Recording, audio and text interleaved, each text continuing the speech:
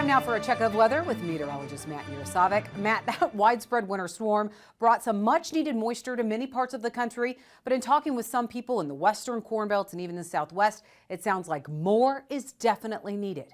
Oh yeah, Tyne, that's exactly right. We're going to need a lot more moisture out there in the west especially. And if we look at the root zone, it really tells the story. We have seen a little bit of improvement here across the Corn Belt back towards places like Kansas, Nebraska, even down into Texas and New Mexico. But you can still see how dry that soil is back to the west. So we still need a lot of that moisture. And unfortunately, it looks like the next week or even two could be relatively dry again. So it's going to be a while before we get some of this moisture, but hopefully that comes as we head towards the spring season. Again, still very damp here across the Mississippi River Valley and still dry here in the east. But again, that is not actually factored in with all the moisture moving through from our storm system. That will be factored in as we head through next week. Again, here's that drought monitor, still abnormally dry here across the east. Again, this storm system for the second half of the week has not been factored into this, and these Gulf Coast states also haven't been factored in with some of that moisture that we did see from that. So could see some improvements next week,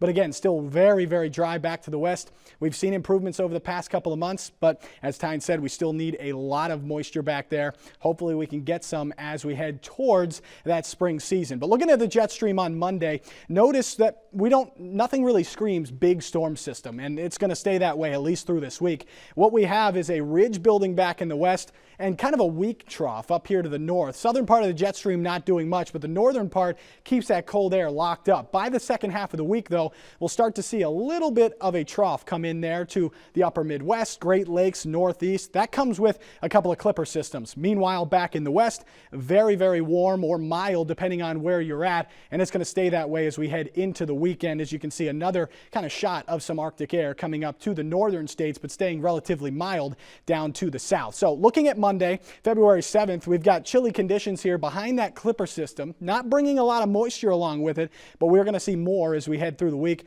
Some showers down there in the southern Texas, mild out to the west, and another low bringing a couple of showers there to the Pacific coast. Heading through Wednesday, sunny skies in the east, another clipper system moving through, could bring some snow showers there to the upper Great Lakes. Meanwhile, dragging a low through the center of the country, still mild back in the west, so not doing much there, and still some showers down there in the south. And then heading into Friday, here's our parade of clippers coming across the north, bringing some light snow showers. It's chilly in the east, mild in the west, with high pressure in control, keeping things dry to our south. And if we look at the temperatures this week, it is going to be normal across the mid-Atlantic, but staying relatively mild up here in the north and back to the west coast, and below normal across the Gulf states as well. And the look at the precipitation, again, we're looking at that parade of clipper systems, but most of the country staying below normal by a good bit, and temperatures next week could go back below normal there in the east. Meanwhile, still dealing with some clipper systems as well.